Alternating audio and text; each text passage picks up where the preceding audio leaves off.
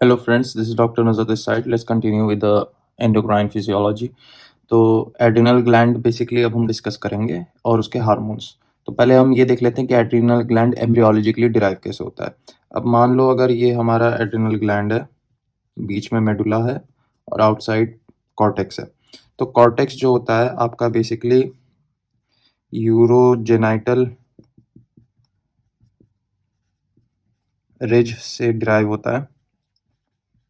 ठीक, urogenital ridge से derive होता है और बेसिकली जो मीजोडर्म होता है एक्सियल, पैराएक्सियल और इंटरमीडिएट।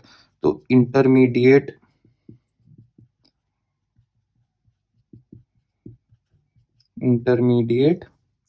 मीजोडर्म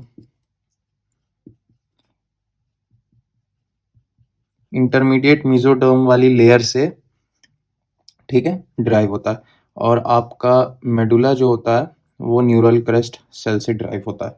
अब फीटल लाइफ में या फिर एम्ब्रियोलॉजिकल लाइफ में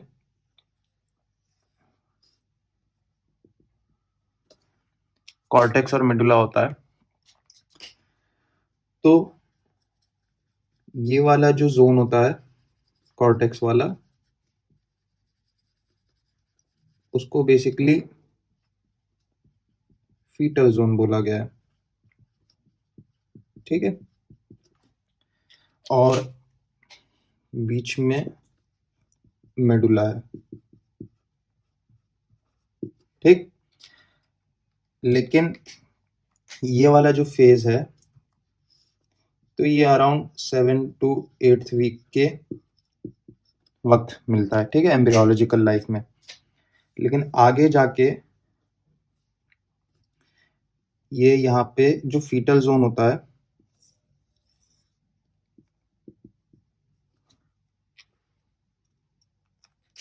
इस फीटल जोन में एक डेफिनेटिव जोन आने लगता है,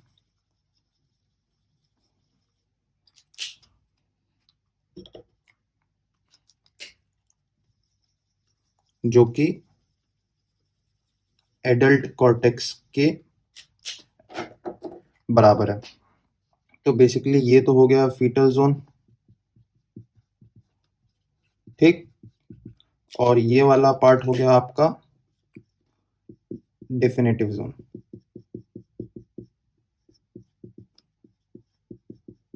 और बीच में मेडुला।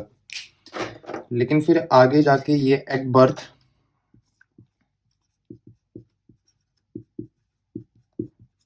बर्थ क्या होता है कि फीटल जोन जो होता है वो रिग्रेस कर जाता है।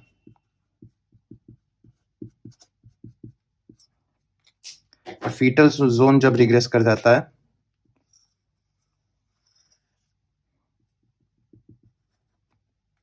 तो हमारे पास बाहर वाली डेफिनेटिव जोन प्रेजेंट होती है, ठीक है,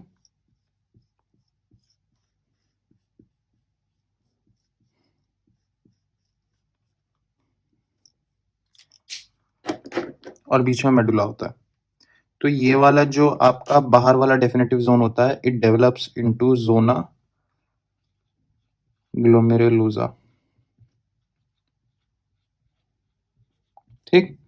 और जहां से आपका फीटल जोन गायब हुआ है वहां के सेल्स बन जाते हैं जोना फेसिकुलेटा,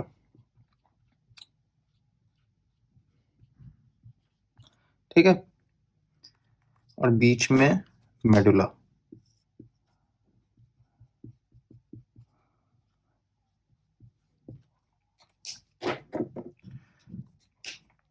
मेडुला के जस्ट आउटसाइड एक सेल की लेयर आ जाती है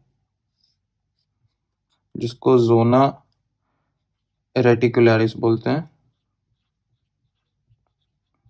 ठीक, at around 6 to 8 years of age, ठीक है। तो इस तरह से एड्रिनल कॉर्टेक्स और एड्रिनल मेडुला डिराइव होते हैं। थोड़ा सा मेडुला देख लेते हैं। ये जो न्यूरल क्रस्ट सेल्स होते हैं तो माइग्रेशन होता है इनका। नोटोकॉर्ड के एरिया से, तो न्यूरल क्रस्ट सेल्स यहाँ पे मेडुलरी एरिया में आके डिपॉजिट होते हैं। न्यूरल क्रस्ट सेल्स कुछ नहीं है, न्यूरल क्रस्ट सेल्स आपका एडल्ट में जो ओरिजिनल फॉर्म है उसका, उनको हम लोग पोस्ट गैंग्लियोनिक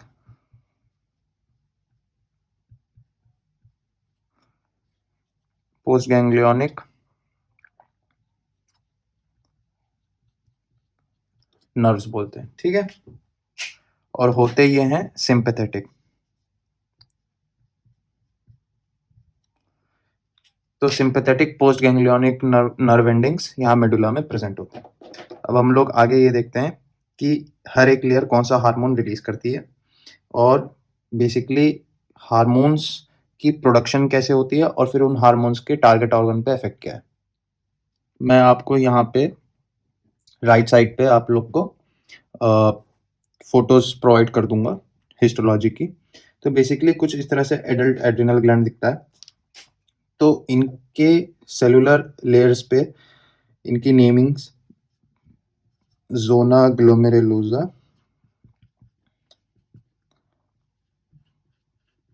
ठीक। अब ये वाला जो लेयर है ये स्टेम लाइक है, कॉलम फेसिकल की तरह, तो इसका हमने नाम रखा है जोना फेसिक्यूलेटा, ठीक। उसी तरह से रूट लाइक स्ट्रक्चर है एंड में, तो इसका हमने नाम रखा है जोना रेटिकुलरिस,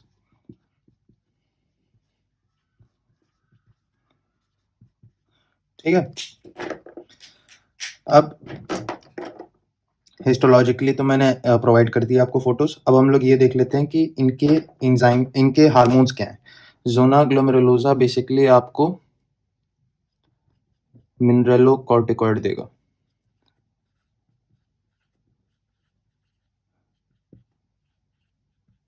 ठीक। और आपको जोना फेसिकुलेटा बेसिकली ग्लूकोकॉर्टिकॉइड्स, ठीक। और उसी तरह से जोना रेटिकुलरिस आपको एंड्रोजन्स, या फिर हम लोग इनको गोनेडोकॉर्टिकॉइड्स भी बोलते हैं, ठीक है, सेक्स हार्मोन्स।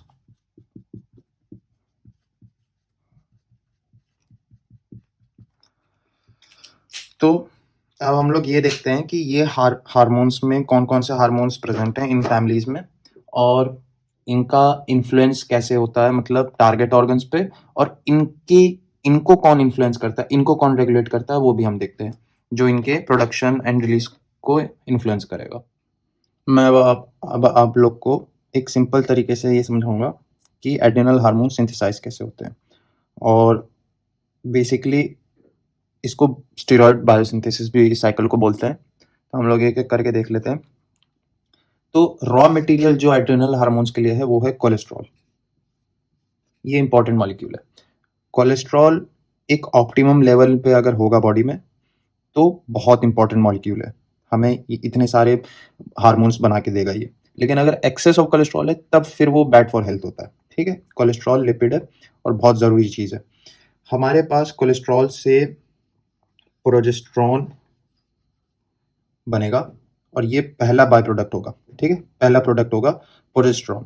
प्रोजेस्टेरॉन से हमारे सेक्स हार्मोन्स, ग्लूकोकॉर्टिकॉइड्स, मिनरलोकॉर्टिकॉइड्स बन के आएंगे, ठीक है, आगे जाके। लेकिन हमारा पहला जो बाय प्रोडक्ट होगा या जो प्रोडक्ट होगा वो प्रोजेस्टेरॉन होगा। प्रोजेस्टेरॉन एंड टारगेट ऑर्गन्स में जो प्रोड्यूस करते हैं प्रोजेस्टेरॉन, तो वहीं पे जाके ये साइकिल रुक जाती है। जो ऑर्गन्स सिर्फ प्रोजेस्टेरॉन सिक्रीट करेंगे तो उनमें ये साइकिल आगे प्रोसीड नहीं करती, सिर्फ यहीं तक रहती है। तो जैसे कि हमारे ओवरीज हो गए, प्लेसेंटा हो गए, ठीक है, उनमें आगे ये साइकिल प्रोसीड नहीं होती। अच्छा, और कोलेस्ट्रॉल को बेसिकली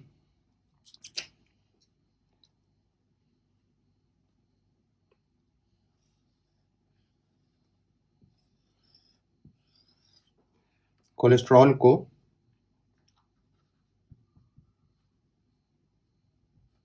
माइटोकॉन्ड्रिया में, ठीक है, कन्वर्ट किया जाता है प्रेग्नेनोलोन में, ठीक है। तो कोलेस्ट्रॉल को प्रेग्नेनोलोन में कन्वर्ट करने के लिए हमें एक एंजाइम चाहिए जिसका नाम है डेस्मोलेस,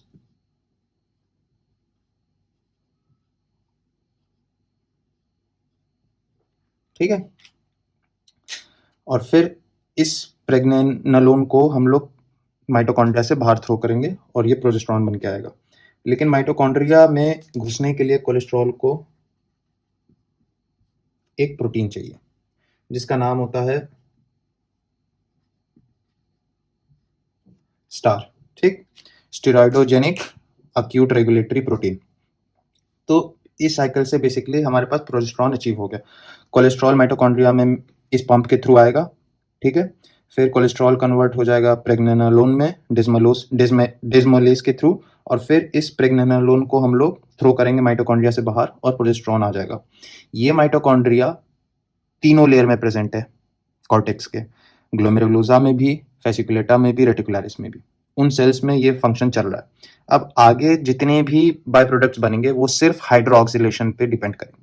आपको ये याद रखना है स्टेरॉइड बायोसिंथेसिस में सिर्फ हाइड्रोक्सिलेशन की वजह से अलग अलग बाय प्रोडक्ट्स बनेंगे। अब मान लो पहला, अगर प्रोजेस्टेरॉन 17 अल्फा हाइड्रोक्सिलेस, ठीक, तो अगर मान लो 17 अल्फा हाइड्रोक्सिलेस ये एंजाइम प्रोजेस्टेरॉन पे काम करेगा तो हमारे पास डाईहाइड्रो एपीएंड्रोस्टेरॉन बनेगा, ठीक है, जिसको हम लोग बेसिकली एंड्रोजन्स भी बोलते हैं, और ये आगे जाके कन्वर्ट भी हो जाते हैं एंडोस्टेरॉइडायोन में, ठीक है। तो ये बेसिकली आपके वीक एंड्रोजन्स हैं।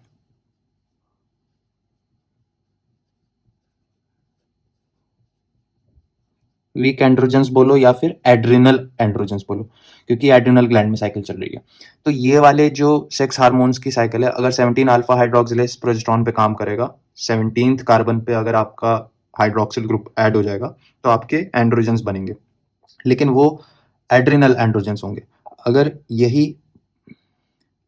टेस्टिस में चला जाएगा तो टेस्टोस्टेरोन बनेगा, ठीक है। अगर टेस्टोस्टेरोन के ऊपर 5 अल्फा रिडक्टेज एंजाइम काम करेगा पेरिफेरल टिश्यूज में तो डाईहाइड्रोक्सी टेस्टोस्टेरोन बनेगा, और ये स्ट्रॉन्ग होता है। तो टेस्टोस्टेरोन वाली साइकिल टेस्टिस में कैरी आउट होगी, ठीक है, और डीएचटी पेरिफेरल टिश्यूज में कन्वर्ट हो जाएगा जब भी 5 अल्फा रिडक्टेज पेरिफेरल टिश्यूज में अवेलेबल होगा। तो DHT strong masculine sex hormone है, ठीक है। इसी को अगर मैंने एंड्रोजन्स को, इन्हीं एंड्रोजन्स को अगर मैंने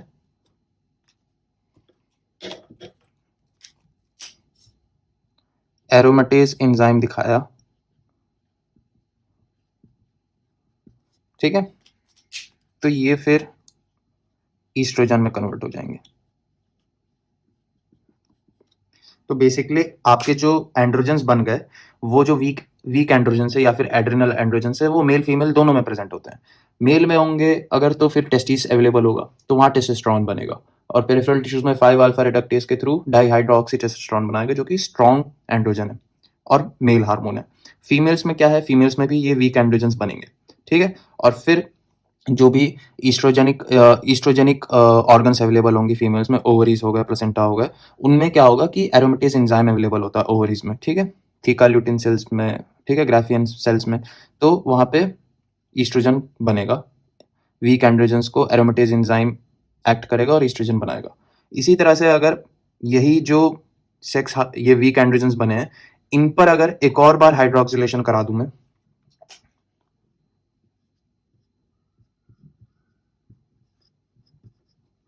वन बीटा हाइड्रोक्सिलेस, ठीक है, अगर मैंने ये एंजाइम मान लो अगर 17 अल्फा हाइड्रोक्सिलेज के बाद मैंने फिर से एक 21 पोजीशन कार्बन पर हाइड्रोक्सिलेशन करवा दिया तो हमारे ग्लूकोकॉर्टिकॉइड्स की पाथवे स्टार्ट हो जाएगी, ठीक है। तो 21 बीटा हाइड्रोक्सिलेज अगर ऐड हो गया और उसके बाद 11 बीटा हाइड्रोक्सिलेशन भी हुआ, तो हमारे पास ग्लूकोकॉर्टिकॉइड्स बन के आएंगे। ठीक है, हमें कुछ नहीं याद रखना, हमें बस हाइड्रोक्सिलेशन याद रखना है। किस पे कितनी बार हाइड्रोक्सिलेशन करवाऊंगा, प्रोजेस्टेरॉन पे कितनी बार हाइड्रोक्सिलेशन होगा, तो वो डिसाइड करेगा एंड प्रोडक्ट क्या है। ठीक है, अब मान लो अगर 17 अल्फा हाइड्रोक्सिलेज भी हुआ, 21 बीटा हाइड्रोक्सिलेशन भी हुआ, 11 बीटा हाइड्रोक्सिलेशन भी हुआ, तो मेरा ग्लूकोकॉर्टिकॉइड्स बनेगा। लेकिन अगर 17 अल्फा हाइड्रोक्सिलेशन ही नहीं हुआ, सिर्फ 21 और 11 बीटा हाइड्रोक्सिलेशन हुआ, तो मेरा पाथवे मिनरलोकॉर्टिकॉइड की तरफ जाएगा, जो कि एल्डोस्टेरॉन। लेकिन एल्डोस्टेरॉन बनने से पहले एक और चीज होगी जिसको हम लोग बोलते हैं 18 हाइड्रोक्सिलेज और 18 डिहाइड्रोजिनेस। ठीक है, तो ये बन के देगा। बस इस साइकिल में हमें कुछ ज्यादा इंपॉर्टेंट ध्यान देने वाली बात नहीं है, बस हमें ये याद रखना है कि कोलेस्ट्रॉल को पंप कौन करेगा माइटोकॉन्ड्रिया में, स्टार प्रोटीन्स। फर्स्ट प्रोडक्ट जो होगा वो प्रोजेस्टेरॉन होगा, और रेट लिमिटिंग एंजाइम जो है वो डेस्मोलेज है। ठीक है, तो प्रोजेस्टेरॉन एक बार अचीव हो गया तो एंड टारगेट ऑर्गन्स जहां पे प्रोजेस्टेरॉन ही सिर्फ रिलीज होगा, तो वहां पे ये साइकिल रुक जाएगी। मान लो अगर कॉर्टेक्स के ग्लोमेरुलुसा लेयर में चल रहा है काम, तो फिर मेरा ये वाला साइकिल कंटिन्यू होगा। 21 beta hydroxylation, 11 beta hydroxylation, 18 hydroxylation plus 18 dehydrogenase action के थ्रू एल्डोस्टेरॉन बनेगा, जो कि जोना ग्लोमेरुलुसा में हो रहा है। अगर जोना फेसिकुलेटा में काम चल रहा है तो फिर 17 अल्फा भी काम करेगा, 21 बीटा भी काम करेगा, 11 बीटा भी काम करेगा, और ग्लूकोकॉर्टिकॉइड्स रिलीज होंगे। ठीक है, इस डेस्मोलेज को स्टिमुलेट कौन करता है?